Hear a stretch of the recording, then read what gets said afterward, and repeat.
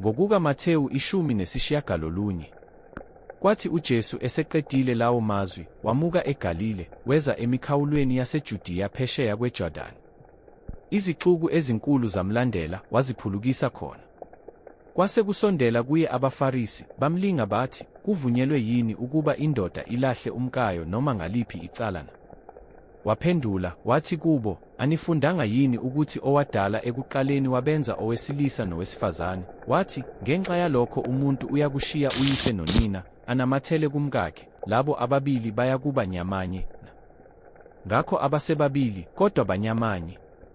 Ngakho-ke lokho akuhlanganisileyo uNkulunkulu, umuntu makangawahlukanisi. Bathi kuye, pho, uMose wayalelani ukuthi makanikwe incwadi yesahlukaniso, alahlwe? Wathi kubo, ngenxa yobulukhuni benhliziyo yenu uMose wanivumela ukwahlukana nabo omkenu, kepha kusukela kwasekuqaleni kwakungenjalo. Namanje ngithi kini, yilowo nalowo olahla umkakhe, kungengokuphinga, aganwe ngomunye, uyaphinga, noganwa ngolahliweyo uyaphinga.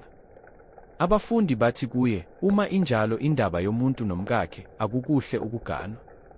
Kepha wathi kubo, akusibo bonke abangalamukela lelizwi, kuphela abakunikiweyo.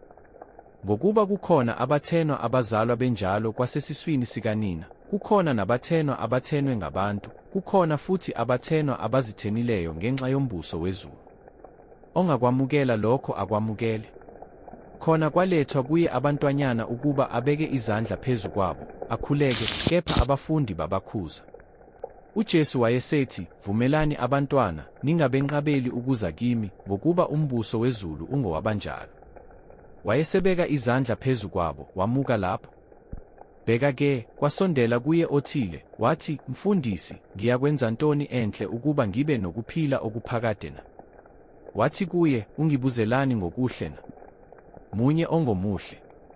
Kepha uma uthanda ukungena ekuphileni, gcina imiyalelo. Wathi kuye, miphi na? UJesu wathi, yile, ungabulali, ungaphingi, ungebi, ungafakazi amanga, yazisa uyihlo nonyoko, wothanda umakhelwane wakho njengalokhu uzithanda wena. Insizwa yathi kuye, konke lokho ngikugcinile, ngisasilalelweni na? UJesu wathi kuye, uma uthanda ukuphelela, hamba uthengise ngempahla yakho, uphe abampofu, khona uzakuba negugu ezulwini, uze ungilandele. Yathi insizwa ukuba izwe lelizwi, yamuka idabukile, ngokuba yayinengcebo enkulu. Kepha uJesu wathi kubafundi bakhe, ngiqinisile ngithi kini, onothileyo uyakungena kalukhuni embusweni wezulu. Futhi ngithi kini, kulula ukuba ikamela lingene ngentunja yosungulo kunokuba onothileyo angene embusweni kaNkulunkulu.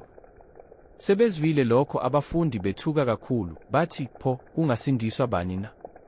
Kepha uJesu ebabheka wathi kubo, kubantu akunakwenzeka, kepha kuNkulunkulu kungenzeka konke. Khona uPetru wathatha wathi kuye, bheka, thina sishiye konke, sakulandela. Pho, siyakutholani na? Wathi kubo uJesu, ngiqinisile ngithi kini, mina eningilandeleyo, ngokuphindukuzalwa lapho indodana yomuntu isihlezi esihlalweni senkazimulo yayo, nani niyakuhlala ezihlalweni zobukhosi eziyi12, nahlulele izizwe eziyi12 zakwa-Israyeli. Nalowo oshiye izindlu, noma abafowabo, noma odadewabo, noma uyise, noma unina, noma abantwana, noma amazwe ngenxa yegama lami, uyakwamukeliswa okuphindwe kaningi, adle ifa lokuphila okuphakade. Kepha abaningi abokuqala bayakuba ngabokugcina, nabokugcina babe ngabokuqala.